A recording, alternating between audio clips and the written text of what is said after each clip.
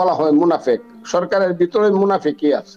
জানতে চাইবো, নিরপেক্ষ সরকার বলতে আপনারা কি বোঝাতে চাইছেন? বিএনপি মহাসচিব বা বিএনপি কি বোঝাতে চাইছে? উপদেষ্টা নাহিদ ইসলাম বলছেন যে মূলত ১/১১ সরকারের গঠনের ইঙ্গিত। আপনারা কি তেমন কোনো ইঙ্গিত দিচ্ছেন? বিএনপি আসলে কি বোঝাতে চাচ্ছে? আমরা যখন ৫ই আগস্ট হাসিনা সরকারকে পরাজিত করে এবং হাসিনাকে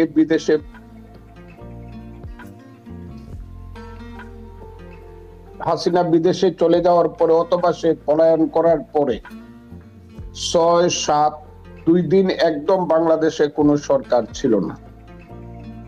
এর মধ্যেই সারা বাংলাদেশের মানুষ একমত হলো, বিশেষ করে যে উদ্যোগটা তৎকালীন সময়ে বৈষম্য বিরোধী ছাত্র আন্দোলনের নেতারা নিয়েছিলেন, যে অধ্যাপক মোহাম্মদ ইউনূস হবে অন্তর্বর্তীকালীন সরকারের প্রধান। এবং এটা আমরা খুব হৃষ্টচিত্তে সারা বাংলাদেশের মানুষ মেনে নিয়েছিলাম। বিনা প্রশ্নে ৮ই আগস্ট রাত্র ৯:৩০ সময় আমি নিজেও ওখানে ছিলাম বঙ্গভবনে। ওনারা যখন শপথ নেন, করতালিতে মুখরিত ছিল বঙ্গভবনের সেই হল। কিন্তু এরপর থেকে প্রায় ৬ মাস চলে গিয়েছে বা ৫.৫ মাসের উপরে চলে গিয়েছে। আমরা যে আশা করি এত রক্তের সাগরে শেখ হাসিনাকে পরাজিত করে বাংলাদেশের শ্রেষ্ঠ সন্তান, অরাজনৈতিক ভাবে যিনি নোবেল লরিয়েট, বাঙালি মুসলমানের শ্রেষ্ঠ সন্তান ইউনূস সাহেবের নেতৃত্বে অন্তর্বর্তীকালীন সরকার করেছিলাম, বাংলাদেশের মানুষের সেই আশা ধীরে ধীরে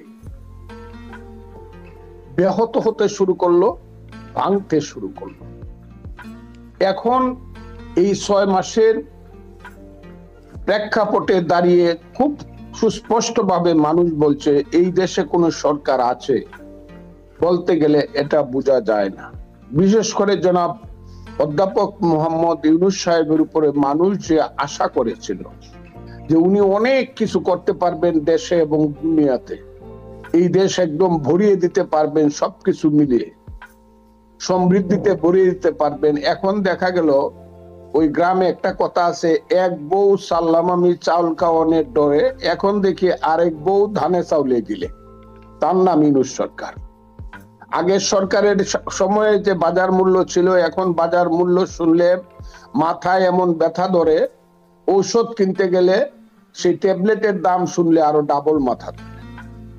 এবং এই দেশে কোনো আইন শৃঙ্খলা নাই, কোনো ধরনের নেতৃত্ব নাই, কোনো ধরনের বিপদে পড়লে আপনি কোথায় যাবেন, কার কাছে বলবেন সেটা নাই। সবার মরালিটি ধ্বংস হয়ে গেছে। বিশেষ করে পুলিশ একটা মামলা নিতে একটা ধমক দিলে পরে পুলিশের এমন একটা অবস্থা হয় যেটা আপনি কল্পনা করতে পারবেন না। সিভিল প্রশাসন কোথায় কিভাবে আছে, এটা আমার এই ৭৭ বছরের জীবনে এই ধরনের সিভিল প্রশাসন আমি দেখিনি। তাহলে কি অ্যাডভোকেট ফজলুর রহমান, আমি কি একটু আপনাকে এই প্রশ্নটা, মানে আপনি যে প্রবাদ, আমি আপনার প্রশ্নটা উত্তর দিচ্ছি। আমি আরেকটা প্রশ্ন একটু যোগ করে দিই যে আপনার কি মনে হচ্ছে যে এই আপনি যে প্রবাদটার কথাও বললেন যে এক বউ আর পরের বউয়ের প্রসঙ্গ দিয়ে যে প্রবাদটার কথা বললেন, মানে আগের বউই কি ভালো ছিল, এরকমই কি একটা ব্যাপার যে এখন আরো দ্রব্যমূল্য বেড়ে গেছে, এখন আইন শৃঙ্খলা আরো অবনতি হয়েছে? খারাপ ছিল। আমি বাজার মূল্যের ব্যাপারে কথাটা বলছি, শুধু বাজার মূল্যের ব্যাপারটা, আমি অন্য প্রেক্ষাপটে বাজার মূল্যের ব্যাপারটা এবং আইন শৃঙ্খলা পরিস্থিতির ব্যাপারটা আগে আরো খারাপ ছিল। গুম হয়তো ধরে নিয়ে যায়, তো এখন ধরেও নিয়ে যায় না, গুমও করে না। কিন্তু এখন মানুষের মধ্যে হতাশাটা চরম আইন শৃঙ্খলা পরিস্থিতির ব্যাপারে। আমি যে কারণে কথাটা বলছি, এর মধ্যে আবার দেখা যাচ্ছে ৩ জন আমাদের ছাত্র নেতা যারা ছিলেন তারা এখানে উপদেষ্টা হয়েছে, তারা ভিতরে এবং বাহিরে ২ জায়গাতে খেলার চেষ্টা করছে। তারা ফুটবলও খেলে আবার ক্রিকেটও খেলে। তারা বৈষম্য বিরোধী ছাত্র আন্দোলনকে বিভিন্ন ব্যাপারে উৎসাহিত করে, রাজনৈতিক দল গঠন করার তাদেরকে উৎসাহিত করে, আবার নিজেরা এখানে মন্ত্রিত্ব করে এবং সমস্ত মন্ত্রণালয়গুলা, তারা মূল মন্ত্রণালয়গুলা তারা দখল করে বসে আছে। বিশেষ করে লোকাল গভর্নমেন্টের মতো একটা মন্ত্রণালয় একজন বাচ্চা মানুষ দখল করে এত ব্যাপক একটা এবং তারা সবকিছু কন্ট্রোল করার চেষ্টা করতেছে। অর্থাৎ আগামী দিনে রাষ্ট্র ক্ষমতাকে কুক্ষিগত করার জন্য সরকারের ভিতর থেকেই খেলাটা শুরু হয়েছে।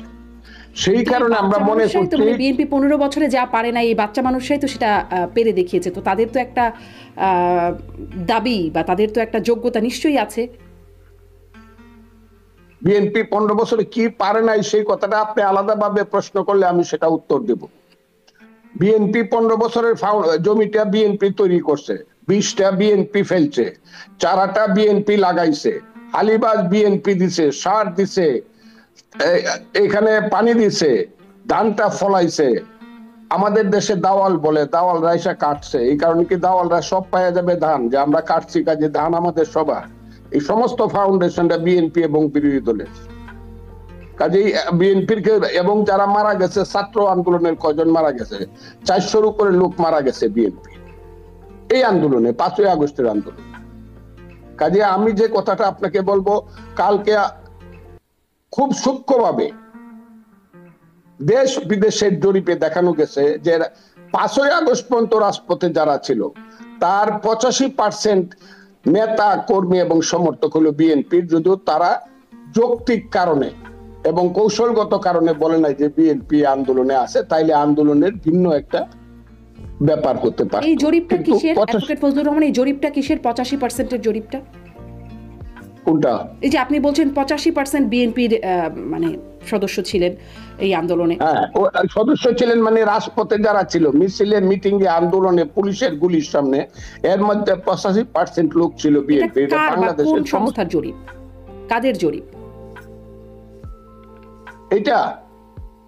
এটা আমাদের দেশের যে সংস্থাগুলো এটা নিরূপণ করে, এর মধ্যে সবচেয়ে হলো যে তার নামটা আমি ঠিক স্মরণ করতে পারি, আমি আপনাকে একটু পরেই বলছি।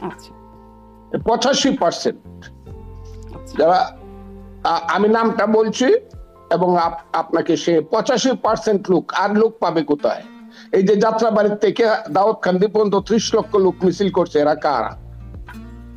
136 জন লোক যে 5 তারিখে যাত্রাবাড়ি থানা দখল করতে গিয়ে শহীদ হয়েছে, নিহত হয়েছে, যাই বলেন, মৃত্যুবরণ করছে, এরা কারা? এরা এদের 95% বিএনপি নেতা কর্মী। কাজে এটা এত বাস্তবতাকে অস্বীকার করলে তো চলবে না। আমি সব করছি এক, আমি যে কারণে বলছি তারা এখন একটা দলীয় সরকারের মতো আচরণ করছে। কাজে আমাদের মহাসচিব যে কথাটা বলছেন অত্যন্ত সঠিকভাবে, যে ইলেকশন যদি সুষ্ঠু করতে হয় তাইলে ওই যে কোর্টে এখন আবার নতুন করে তত্ত্বাবধায়ক সরকারের যে ফর্মুলাটা ফিরে আসছে, আইনটা ফিরে আসছে, সেই তত্ত্বাবধায়ক সরকার যারা সম্পূর্ণভাবে নিরপেক্ষ হবে, যারা নির্বাচনে দাঁড়াবে না, নির্বাচনে যাদের দল থাকবে না, কোনো দলের প্রতি যাদের পক্ষপাতিত্ব থাকবে না, এই ধরনের যারা বাংলাদেশের ব্যক্তি বা ব্যক্তিত্ব আছেন, তাদের মাধ্যমে একটা তত্ত্বাবধায়ক সরকার হবে according to the law of high court and supreme court, যেটাকে তত্ত্বাবধায়ক সরকার হিসেবে করছে। এবং সেই ধরনের একটা ইলেকশনের সময় একটা, এটা বলে নাই যে এখনই একটা সরকার হবে, ইলেকশনের সময় যদি ইউনূস সাহেবের সরকারের ভিতরের লোকজন ইলেকশন করতে চায় অথবা দল করতে চায় অথবা রাষ্ট্র